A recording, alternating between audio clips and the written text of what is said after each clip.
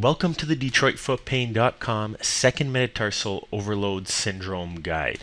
I'm going to tell you what second metatarsal syndrome is and quick things that you can do about it. And as you can guess right here, it's a little bit of pain in the forefoot, specifically under the second metatarsal, right there. So here's a little background. Here's the second metatarsal head right here. These 5 bones stretching across here are the second metatarsal. And this area right here, the metatarsal heads, are where the majority of your body pressure goes, especially in running, where each foot can carry 3 to 4 times the body weight.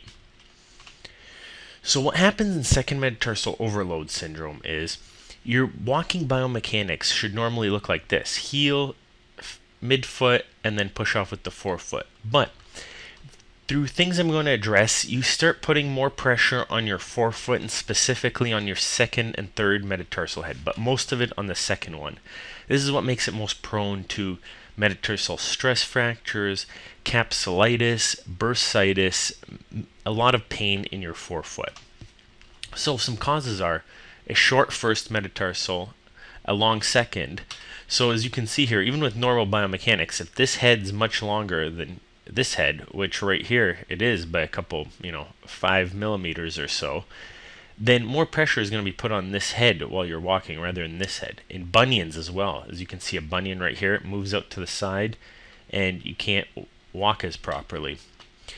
Osteoarthritis, the joints don't bend enough. Tight calf muscles. You could imagine that tight calf muscles don't let you stretch the front of your foot up towards your shin, and you have this type of walking style. And a hypermobile first ray. You can think of this as very similar to a bunion, which right here is just it moving out to the side rather than pointing straight. That makes it shorter in the sagittal plane. Don't worry if you don't know what that means.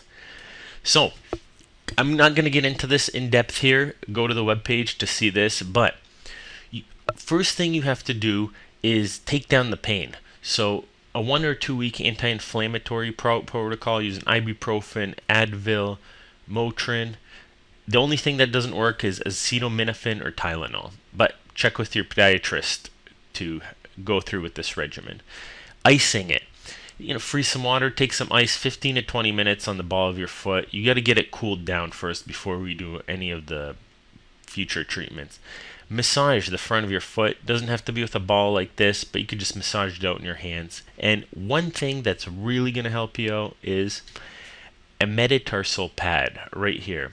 So you see all the pressure normally goes on your metatarsal heads right here. If you stick the pad just before those, the pressure goes in this large triangular area right here rather than just across the heads. So more surface area, less direct pressure per area. Next thing, once you get the inflammation down over a week or 2, get some better shoes. Get over-the-counter inserts.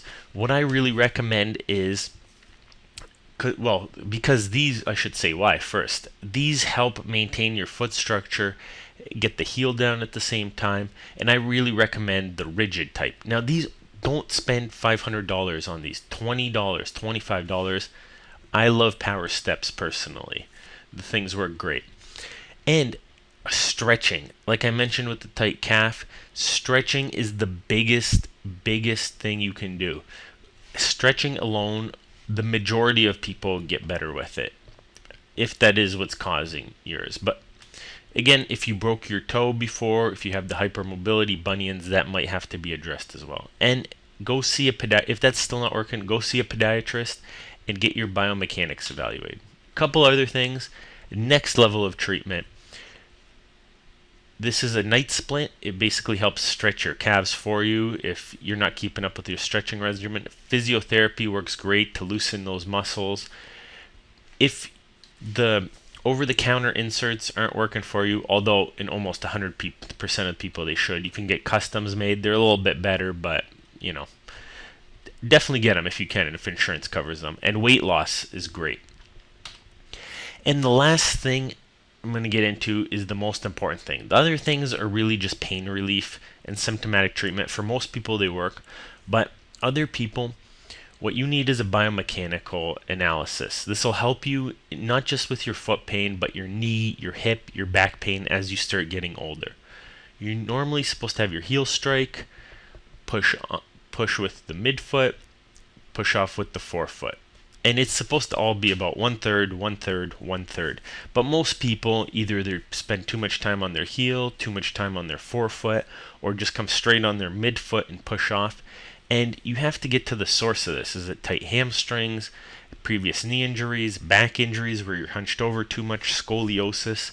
If these kinds of things are analyzed, it's going to make your life a lot easier. And for that kind of stuff, if you're not watching this on the site, come check out DetroitFootPain.com to find all these resources. Good luck, guys. Do not try any of this at home alone without supervision. This is presented by Michigan Foot Doctors. If you think our information helped you, give us a thumbs up and come visit the site for even more.